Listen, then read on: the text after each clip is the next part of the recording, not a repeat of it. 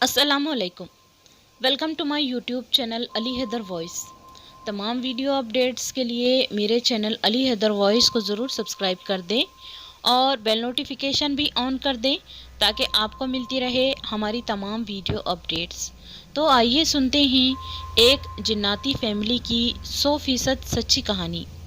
ये क़िस्सा तो सालों साल पहले का है, लेकिन मेरे साथ जो गुज़रा वो बहुत अहम है। शहर से होते हुए हमारी गाड़ी का रुख एक गांव की तरफ हो लिया। वडेरों, पीरजादों, जागीरदारों का ये गांव बहुत बड़ा था। रईसों की कोई कमी न थी यहाँ, बस कमी थी तो एक डॉक्टर की। मेरे शौहर उस वक्त के बहुत अच्छे डॉक्टर थे। बहावलपुर का ये गांव सब्ज लहलाती फसलों, पानी के छोटे चश्मों से बहुत खूबसूरत लगता था। जो भी यहाँ आता वो इसकी दिलकशी से मानूस हो जाता। लेकिन मैं यहाँ आने के हक में बिल्कुल भी नहीं थी। उस वक्त गांव में करीम बाबजी हिकमत पर फाइज थे, जो अब वक्त के साथ बूढ़े हो गए थे, और वो मेरे शोहर के बड़े मामू जान थे। उनकी बहन सालों पहले फौत हो गई थी और उन्होंने ही मेरे शोहर फिरोज आलम को पाला था, पढ़ा लिखा कर डॉक्टर बनाया था। इसलिए उनके एक इशारे पर मेरे शोहर शहर की ज़िंदगी छोड़ छाड़ कर यहाँ गांव में उनके पास रहने आ गए। गांव में अस्पताल और डॉक्टर की अशद ज़रूरत थी। मामू जान उस गांव के बहुत बड़े हकीम थे, लेकिन वक्त के साथ साथ बुढ़ापा और कमज़ोरी के बायस उनकी हिकमत धीमी रफ्तार से चलने लगी। यहाँ आकर मेरे शोहर को एक अस्पताल बनवा कर दिया गया। करीब ही उनके मामू जान भी हिकमत पर फायज थे। हमारे आ जाने से उनको सहारा भी हो गया, चूँकि उनका एक ही बेटा था जो अब लंदन में मुकीम हो चुका था और यहाँ इस गांव में आने से कासिर था। उन दिनों मेरे यहाँ तीसरे बच्चे की आमद थी और 2 छोटे बच्चों की देखभाल और जिम्मेदारी भी मुझ पर ही थी। शहर में अम्मी मेरे पास आ जाती थी, जिससे मुझे बच्चों की देखभाल में मदद मिल जाती थी। लेकिन जब से हमने गांव में हिजरत की थी, तमाम काम मेरे ही सुपुर्द थे। गांव में आने के बाद 5-6 रोज़ तो हम मामू की हवेली में ही रहे। फिर मैंने फिरोज़ से कहा कि हम कब तक इस हवेली में रहेंगे। आपका अस्पताल तो बन चुका है ना, अब आप हमारे लिए कोई दूसरे घर का इंतज़ाम कर ले। फिरोज़ ने मामू जान से अलग घर की फरमाइश की। मामू जान ने कहा, अरे भाई, इतनी बड़ी हवेली है, फिर क्यों इधर उधर जाना चाहते हो। फिर फिरोज़ के इसरार पर मामू जान ने कहा कि घर की कोई ज़रूरत नहीं है, यहाँ गांव से थोड़ी दूर एक हवेली है जो तुम्हारे लिए मुनासिब है। फिर एक शाम वक्त निकालकर मैं और फिरोज़ उस हवेली को देखने गए। हवेली तो ठीक ठाक थी और काफ़ी कुशादा भी थी, लेकिन मैंने यहाँ रहने से साफ साफ मना कर दिया, क्योंकि मुझे वहम होने लगा। मैंने कहा, ऐसी हवेलियों में जिन जिन्नात बसते हैं, और वैसे भी ये हवेली न जाने कब से खाली पड़ी है, किसे मालूम। आप ऐसा करें, कोई सादा घर का इंतज़ाम कर ले, मैंने तो यहाँ नहीं रहना। मेरे शोहर खामोश हो गए। मुझसे कहा कि चलो भाई, तुम्हारी मर्जी, मैं मामू से दूसरे घर की बात कर लेता हूँ। कुछ रोज़ हम यूं ही मामू जान की हवेली में रहे। उस दौरान मुमानी जान ने मुझसे बहुत कहा कि इतनी बड़ी हवेली है, फिर तुम्हें क्या ज़रूरत है दूसरे घर में रहने की। लेकिन मैंने इस तरह यहाँ रहना ठीक नहीं समझा और उनसे कहा कि न जाने फिरोज़ यहाँ इस गांव में कब तक रहने वाले हैं, इसलिए बेहतरी इसी में है कि हम कोई दूसरे घर में अपना इंतज़ाम खुद कर ले। हफ्ता 2 हफ्ता गुजरने के बाद मामू ने हमसे कहा कि गांव की हद से पहले एक बस्ती है जहाँ कुछ घर खाली हैं। तुम जैसा चाहते हो, वहाँ काफ़ी सुकून और खामोशी है। तुम चाहो तो उनमें से कोई भी घर पसंद कर लेना और तुम लोग वहाँ रह सकते हो। फिर एक रोज़ शाम से पहले ही हम दोनों एक मुलाजिम के हमरा वहाँ चले गए। वाकई उस तंग गली में बहुत से मकानात थे जहाँ इक्के दुक्के लोग आबाद थे जो पर्दे के बहुत पाबंद थे। फिर मैंने देखा 2 मकान बिल्कुल अलग थलग और एक ही तर्ज के बने हुए थे। मैंने उनमें से जो पहले वाला मकान था उसकी ख्वाहिश जाहिर की, लेकिन उस मुलाजिम ने कहा कि उस मकान की कुंजी मेरे पास नहीं दी गई है, बराए करम बेगम साहिबा, आप पास वाला मकान देख ले। मैंने कहा कि इस मकान में क्या बुराई है। फिरोज़ मुझसे कहने लगे, अच्छाई बुराई तुम बाद में देख लेना, लेकिन फ़िलहाल जिस मकान की कुंजी दस्तयाब है, पहले वो तो देख लो। मैंने शुक्र जाना और उस दूसरे वाले मकान को देखने चली गई। جو اندر سے بے حد خوبصورت تھا اور ہمارے لحاظ سے کافی وسیع بھی تھا۔ اس مکان کی کچھ مرمت باقی تھی۔ پھر ماموں جان نے 2-4 روز میں اس مکان کو رہنے لائق بنا دیا اور پھر ایک روز ہم سب اس مکان میں رہنے چلے گئے۔ ماموں جان نے گھر کے کاموں کے لیے ہمارے ساتھ ایک ملازمہ بھیج دی، ماسی سکینہ۔ ماسی سکینہ بہت محنتی تھی، جو ہمارے گھر میں خوش اسلوبی سے کام کرتی تھی، لیکن مجھے کسی طرح اس گھر میں بھی سکون نہ تھا۔ اکثر ساتھ والے اس بند گھر سے عجیب عجیب سی آوازیں آتی تھی اور مجھے تو اچھی طرح سے معلوم تھا کہ اس گھر میں کوئی بھی بشر نہیں رہتا ہے۔ اس گھر کے داخلی دروازے پر ایک بڑا سا تالا لگا ہوا تھا جو میں نے اپنی آنکھوں سے دیکھا تھا۔ پھر یہ کیسے ممکن تھا کہ اس گھر میں کوئی خاندان موجود ہے؟ بیشتر وقت اس گھر میں آوازیں ہی آتی تھی۔ ایک روز شام کے وقت میں صحن میں بیٹھی ہوئی تھی اور میں نے اس منظر کی توقع نہ کی تھی۔ ماسی سکینہ باورچی خانے میں کھانا بنا رہی تھی، میں دونوں بچوں کو کھانا کھلا رہی تھی۔ تبھی میں نے غور کیا کہ صحن کے درمیان میں ایک سایہ ابھرا ہوا ہے، گھنگھور کالا سایہ۔ میں سمجھی کہ کوئی ہماری چھت پر ہی کھڑا ہے۔ میں نے فوراً ماسی سکینہ کو آواز لگائی، کہا کہ اوپر ذرا جلدی جاؤ، دیکھو تو کوئی ہماری چھت پر کھڑا ہے۔ ماسی سکینہ دوڑتی ہوئی سیڑھیوں سے اوپر چلی گئی اور پھر کچھ دیر بعد مطمئن ہو کر لوٹی، کہنے لگی، چھوٹی بیگم، ہماری چھت پر تو کوئی بھی نہیں ہے، البتہ ساتھ والی چھت کی دیوار پر ایک بڑی سی سفید بلی بیٹھی ہوئی ہے۔ میں نے حیرانگی سے ماسی سے پوچھا کہ کیا اوپر بلی بیٹھی ہے؟ اگر دیوار پر بلی بیٹھی ہے تو وہ دیکھو، وہ انسانی سایہ کہاں سے آیا؟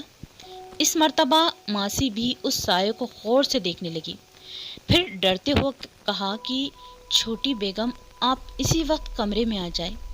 ہم دونوں دوڑ کر بچوں کو اٹھائے کمرے کی جانب آنے لگی تو میں نے ایک مرتبہ پیچھے مڑ کر دیکھا، وہ سایہ دھیرے دھیرے صحن سے ہٹ گیا۔ میں نے ماسی سے کہا کہ کیا آس پاس چھت والے مکان اور بھی ہیں؟ تو ماسی نے بتایا، جی نہیں، ان دونوں مکانوں کے علاوہ اور کوئی مکان تو ہے بھی نہیں، اگر ہے تو ہمارے گھر سے تھوڑے فاصلے پر موجود ہیں۔ کیا کہہ رہی ہو ماسی؟ اگر کوئی گھر نہیں ہے تو اس گھر میں بلی کہاں سے آ گئی؟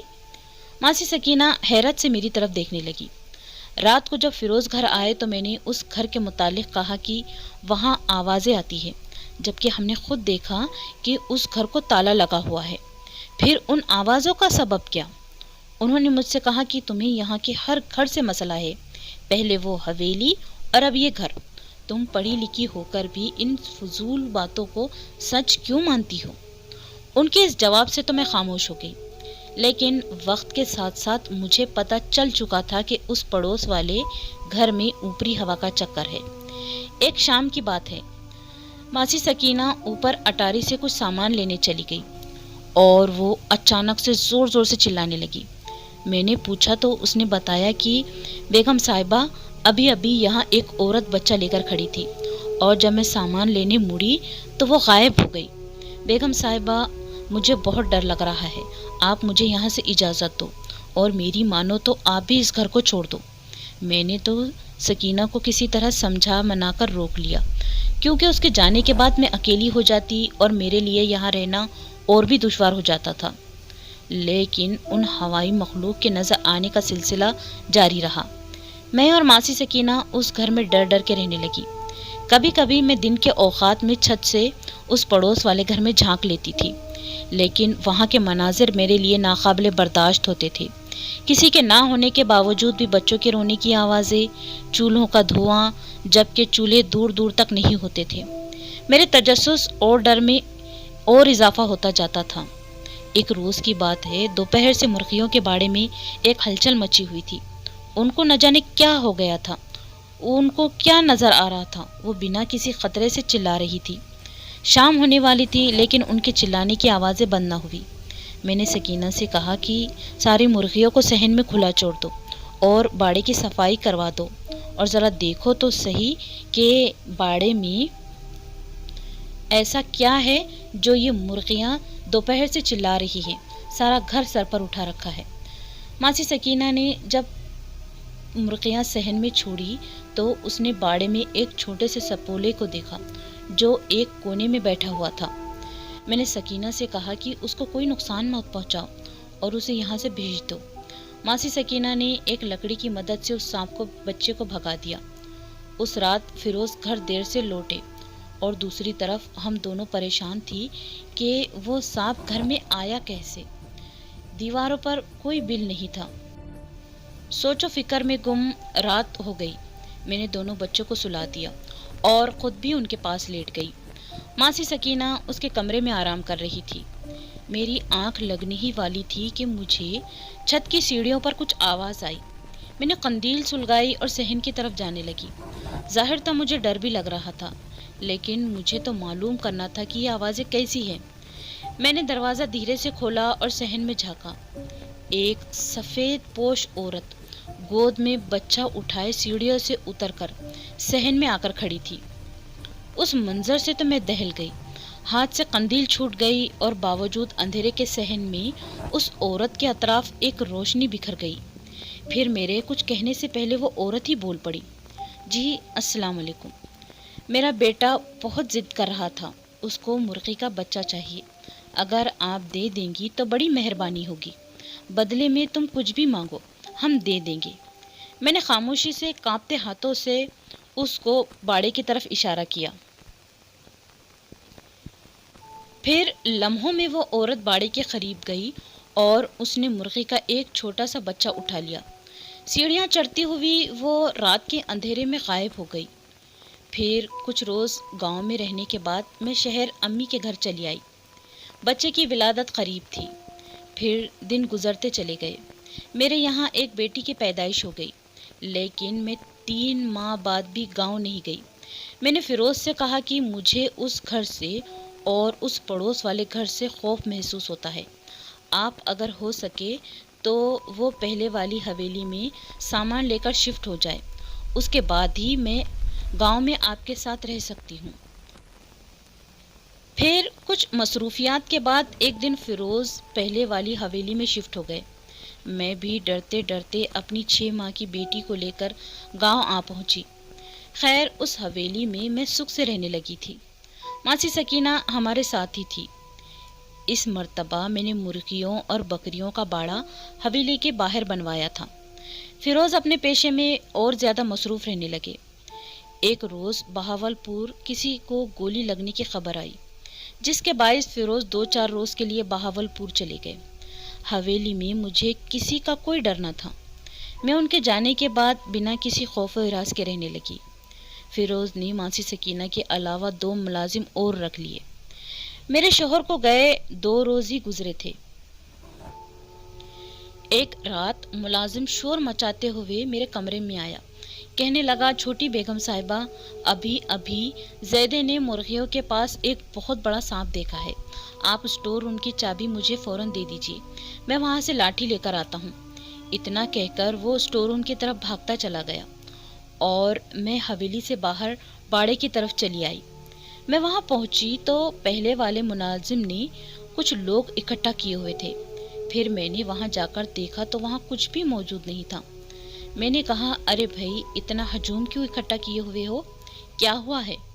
फिर वो हाँफते काँपते लहजे में बोला, बेगम साहिबा, मैं आग जलाने के लिए जब लकड़ियाँ लेने बाड़े की तरफ आया तो क्या देखता हूँ, ये मोटा अजगर सांप बाड़े की दीवार से लगा बैठा था। मैंने मेरी जिंदगी में इतना बड़ा सांप कभी नहीं देखा। अच्छा, अब मुझे बताओ कि वो बड़ा सा सांप अब कहाँ गया है? क्या बाड़े में गायब हो गया है? मैंने मशकूक इरादे से उससे पूछा। फिर वो हैरत ज़दा होकर एक बार फिर बोल पड़ा, बेगम साहिबा, मैंने अपनी जागती आंखों से उस अजगर को यहाँ देखा था, वो यहीं बैठा हुआ था। फिर मैं सांप को देखकर डर गया और फिर मैं वापस अपने कमरे की तरफ गया शेरू और बाबर को बुलाने, और जब मैं उन दोनों को साथ लिए लौटा तो यहाँ कुछ भी नहीं था। मैं खुद बहुत हैरान हूँ बेगम साहिबा कि वो इन 4 दीवारी से कहाँ जा सकता है। ओहो, वो देखो, ऊपर रोशनदान है, वो सांप वहाँ से बाहर चला गया होगा। अब तुम सब यहाँ से चले जाओ और जाकर सो जाओ। अगर यहाँ सांप था भी तो वो जा चुका है। मैंने उन सब से कहा और वापस हवेली के अंदर चली गई। कमरे में जाने के बाद देखा बच्चे सोए हुए थे, तो मैं भी उनके पास जाकर सो गई। मैंने कमरे की लाइट बंद की और एक बार बच्चों को देखने लगी कि तभी मेरी निगाह दीवार पर पड़ी। दीवार पर कोई बड़ी सी मखलूक चिपकी हुई थी जो अंधेरे के बायस ठीक से नजर नहीं आ रही थी। मैंने फौरन लाइट ऑन की तो क्या देखती हूँ, एक बड़ा सा अजगर सांप दीवार से होते हुए फर्श की तरफ नीचे आ रहा था। उस सांप को देखकर मेरा मुंह तो खुला का खुला ही रह गया। आवाज जैसे हलक में कैद हो गई। सोचने लगी, या अल्लाह, इतना बड़ा सांप, अब मैं क्या करूं? दूसरी तरफ सांप दीवार से लटकता हुआ फर्श पर आ गिरा और कुंडली मारकर बैठ गया। उसकी आंखें मेरी ही तरफ थी, मानो वो मुझे गौर से देख रहा हो। मारे डर के मेरे पैर कांपने लगे और मैं वहीं जम गई। फिर कुछ ही लम्हों में मेरे कमरे में उस सांप के अतराफ एक सियाह धुआं फैल गया।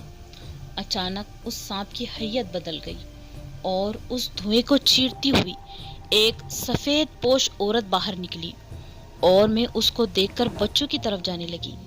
मैं बेहद डरी हुई थी।